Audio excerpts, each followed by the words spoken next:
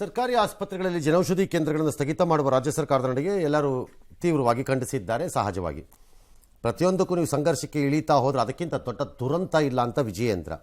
ಇದರಿಂದ ಹಿಂದಕ್ಕೆ ಸರಿಯಲೇಬೇಕು. ಇದು ಖಾಸಗಿ ಮೆಡಿಕಲ್ ಸ್ಟೋರ್ನ ಮಾಫಿಯಾ ಜೊತೆ ಸರ್ಕಾರ ಕೈ ಜೋಡಿಸಿರುವ ಅನುಮಾನ ಎಂಬುದು ಸಿಟಿ ರವಿ.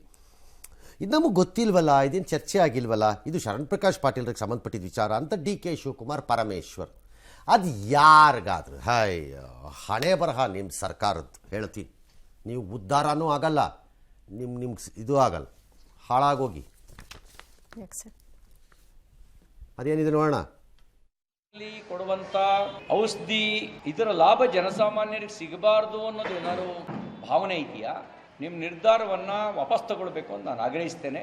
ಇಲ್ಲದೇ ಇದ್ರೆ ಯಾರದನ್ನು ತೀರ್ಮಾನ ತಗೊಂಡಿದ್ದಾರೆ ಅದು ಆರೋಗ್ಯ ಇಲಾಖೆಗೆ ಸೇರಿರುವಂಥದ್ದು, ನನಗೆ ಗೊತ್ತಿಲ್ಲ. ಅದು ಆ ನಿರ್ಧಾರಗಳು ಅವರವರ ಇಲಾಖೆಯಲ್ಲಿ ಹಂತದಲ್ಲಿ ಆಗುತ್ತೆ.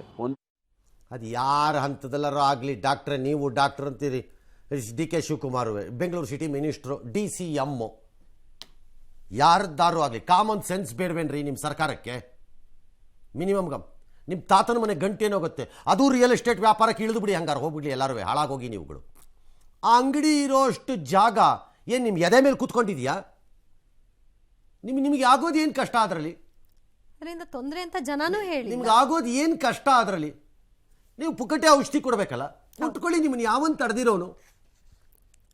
ತಡೆದಿರೋನು ಯಾವನು? ಅದಕ್ಕೆ ಈ ಅಂಗಡಿ ಯಾಕೆ ಬಂದ್ ಮಾಡಬೇಕು? ಮಿಸ್ಟರ್ ಮಿನಿಸ್ಟರ್, ಅಯೋಗ್ಯ ಸರ್ಕಾರಕ್ಕೆ ವೀಲ್ ಚೇರ್ ಕೊಡೋ ಯೋಗ್ಯತೆ ಇಲ್ಲ ಮೈಸೂರಿನಲ್ಲಿ ನಿಮಗೆ. ನೀವು ಔಷಧಿ ಕೊಡ್ತೀರೇನ್ರಿ? ವಿಷ ಕೊಡಿ ಜನಕ್ಕೆ, ಸಾಯಿಸಕ್ಕಾರು ಬೇಗ ಬೇಗ ಸತ್ತೋಗ್ಲಿ ಜನ ಅತ್ಲಾಗೆ.